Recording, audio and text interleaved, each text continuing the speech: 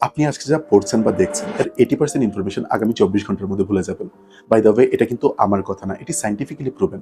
আর এই বিষয়টি প্রথম ডিসকভার করেন 1985 সালে বিখ্যাত জার্মান সাইকোলজিস্ট হারমান এবিংহাউস, যিনি তার পুরো কেরিয়ারে মেমোরি নিয়ে অনেক ইন্টেন্সিভ গবেষণা করেছেন।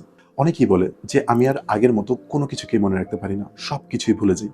বিশেষ করে যাদের পড়াশোনা করতে হয় তারা এই বিষয়টা নিয়ে সবচেয়ে বেশি স্ট্রাগল করে।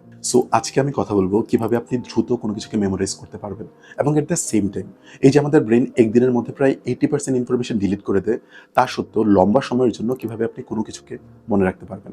অনেকেই মনে করে যার ব্রেন যত ভালো সে তত বেশি মনে রাখতে পারে, বাট বেশিরভাগ রিসার্চ ফাইন্ডিংসে দেখা যায় মনে রাখতে পারা একটা স্কিল, আর অন্যান্য যে কোনো স্কিলের মতো আপনি এটাতেও দক্ষ হতে পারবেন যদি আপনি আজকে যে টিপসগুলো শেয়ার করবো সেগুলোকে রেগুলার ঠিকমতো ফলো করতে পারেন, আর ভিডিওটি সেভ করে রাখতে পারেন। যদি আপনি টিপসগুলোকে ভুলেও যান, পরে আবার দেখে নিতে পারবেন। প্রথম টিপস হচ্ছে, যখনই আপনি নতুন কিছু পড়বেন সেটাকে সিমিলার বা অপোজিট কোনো কিছুর সাথে কানেক্ট করার ট্রাই করেন।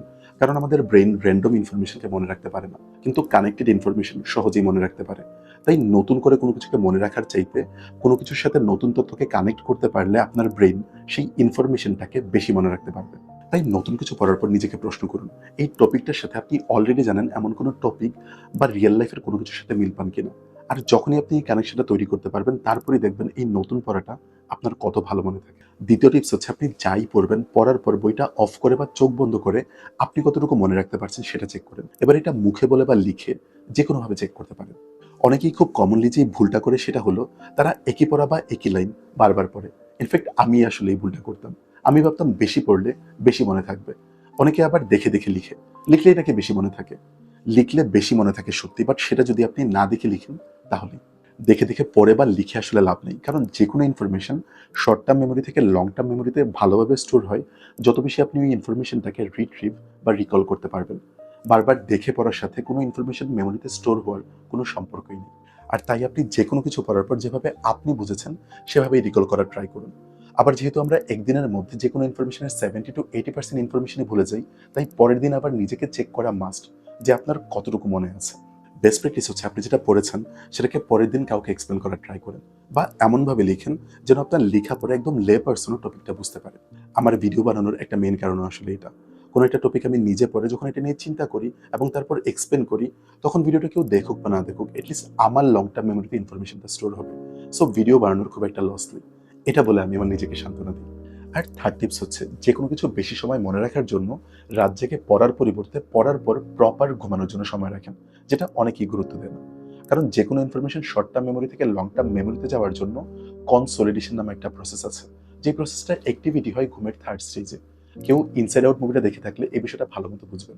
তার মানে আপনি যতই পড়েন না কেন, ঠিকমতো ঘুম না নিলে আপনি ওই ইনফরমেশনটা লং রানে মনে রাখতে পারবেন না।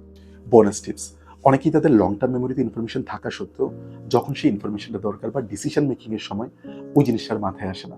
আর এর একটা বড় কারণ হলো এক্সেসিভ স্ট্রেস।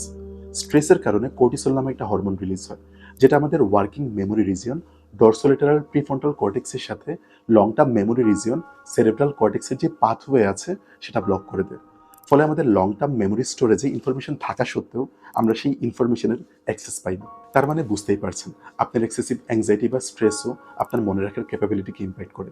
সো স্ট্রেস বা অ্যাংজাইটি নিয়েও কাজ করতে পারেন।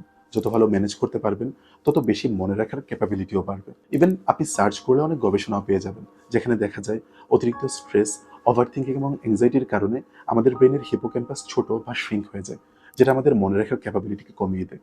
স্ট্রেস বা অ্যাংজাইটি ছাড়াও যারা ড্রাগস নেয় বা ট্রমাটিক এক্সপিরিয়েন্সের পরেও কারোর ব্রেন শ্রিঙ্ক হয়ে যেতে পারে।